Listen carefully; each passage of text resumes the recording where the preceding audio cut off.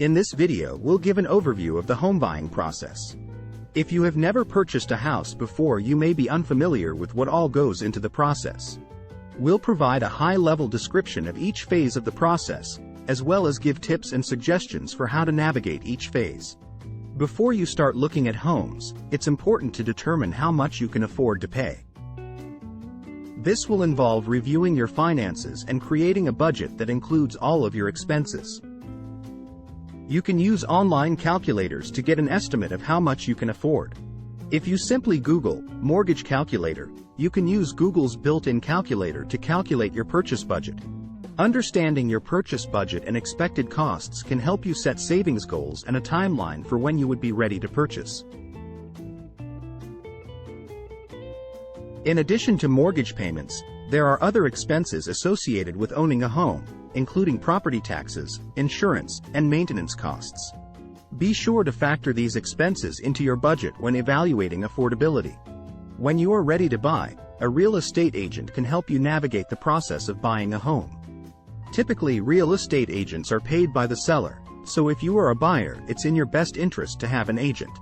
If you have already been looking at homes, you can send your agent a stack-ranked list of homes you are interested in, so they can better understand what you are looking for.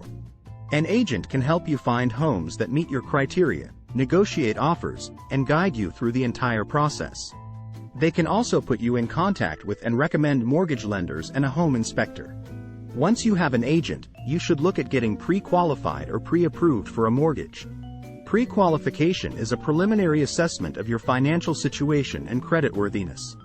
It is a relatively quick and simple process that involves providing basic information about your income, debts, and assets to a lender. Based on this information, the lender can give you an estimate of how much you might be able to borrow and what interest rate you might qualify for. Pre-approval, on the other hand, is a more thorough process that involves submitting a complete mortgage application to a lender, including documentation of your income, employment, and credit history. Your lender will review things like your pay stubs, bank statements, credit score, outstanding debt, and other factors to determine how much they are willing to lend you. The lender will review your application and provide a pre-approval letter that outlines the maximum amount you can borrow, the interest rate, and the terms of the loan. A lender should also be able to give you a rough estimate of the closing costs you will need to pay. This will include things like inspection fees, appraisal fees, and the cost of legally transferring the ownership of the property to you through a title company. It's generally a good idea to start by getting pre-qualified, as it can give you an idea of what you might be able to afford and what interest rate you might qualify for. Once you're ready to start seriously shopping for a home, then you should get pre-approved. This will give you a more accurate estimate of how much you can afford to spend, and it can also make you a more competitive buyer in a hot real estate market. Since your finances have been deeply reviewed by a lender, and that lender felt comfortable enough with your finances to pre-approve you for a loan, pre-approval signifies you to the seller as someone who is serious about purchasing and ready to purchase. If you already feel confident in your estimation of what you can afford and expected interest rates and taxes, you can skip the pre-qualification process altogether and get pre-approved. When you begin to look at a house on the market, it's important to understand what your non-negotiables are versus your nice-to-haves. You may require a certain amount of bedrooms, but be flexible on things like whether or not there is a backyard. Be very clear with your agent on what you need, and you should be prepared to be flexible in other areas. Many factors affect the cost of a home. The location of a home is a critical factor that can impact its cost overall. A house in a popular neighborhood will be more expensive than an equivalent house in a less popular neighborhood. Proximity to highly rated schools and public transportation are also factors that may increase the cost of a home. These are attractive features for many homebuyers, so they will increase the demand for the house. Keeping location in mind, you should also consider factors such as proximity to your workplace, your gym, and/or any other locations you visit often. The condition of a home is another significant factor that affects the price. Was it newly remodeled? Is it move-in ready? If so, you can expect that it will cost more than an equivalently sized house that needs some work done. You could choose the latter to save some money. And you will always have the option to remodel later if truly desired. The real estate market can have a significant impact on overall home prices and availability. Research market conditions in the area where you are looking to buy to help you make an informed decision. Your agent and lender should be keeping you updated about these factors throughout the process. If the market is hot and you aren't in a rush to buy, you can always pause your home search and resume it at a less busy time. Regardless, you should be prepared for the searching process to potentially take a couple months.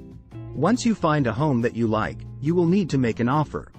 This involves working with your agent to determine a fair price, including any contingencies such as inspections or repairs.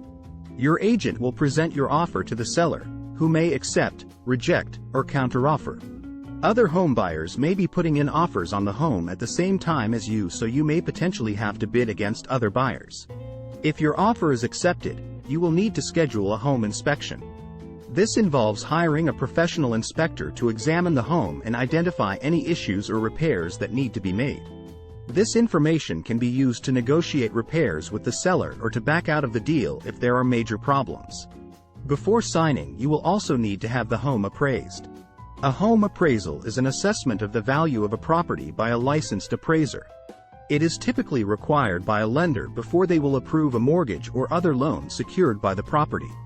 The appraisal provides an unbiased estimate of the fair market value of the property, based on factors such as its location, size, condition, and comparable sales in the area. The appraisal report will typically include a detailed description of the property, including its location, condition, and features, as well as an explanation of how the appraiser arrived at the value estimate. The report may also include photographs and other supporting documentation. A home appraisal is an important step in the home buying process, as it ensures that the property is worth the amount being borrowed. It also helps protect the lender by reducing the risk of lending more money than the property is worth. When the inspection and appraisal are complete, you will need to work with your lender to finalize your mortgage. This involves submitting any updated financial documentation, providing a down payment, and securing your loan. Once your mortgage is finalized, you will need to close the deal. This involves signing all of the necessary paperwork, paying any closing costs, and taking ownership of the property through a title company. A title company is a business that specializes in verifying and ensuring the ownership of real estate property. When a property is bought or sold, the title company is typically involved in the transaction to ensure that the transfer of ownership is valid and legal. The signing day refers to the day when the homebuyer and seller sign the final documents to transfer ownership of the property. This typically occurs at the closing, which is a meeting between the buyer, seller, and any other parties involved in the transaction, such as the lender and the title company. At the closing, you will review and sign a variety of legal documents related to the purchase of the property. The seller will also sign documents transferring ownership of the property to the buyer and releasing any claims on the property. You will typically be required to provide payment for the down payment and closing costs at the closing, either by certified check or wire transfer. The seller will receive payment for the property, minus any outstanding liens or fees. Once all the documents have been signed and the funds have been transferred, the transaction is considered complete, and you officially become the owner of the property. The keys are typically exchanged at this time, and you can take possession of the property. Overall, the home buying process can be complex and time-consuming, but working with experienced professionals can help make the process smoother and more manageable. Leave a comment below to let us know what you'd like to learn next. Be patient with yourself, keep learning, and do what you can to better your financial situation. Thank you for watching.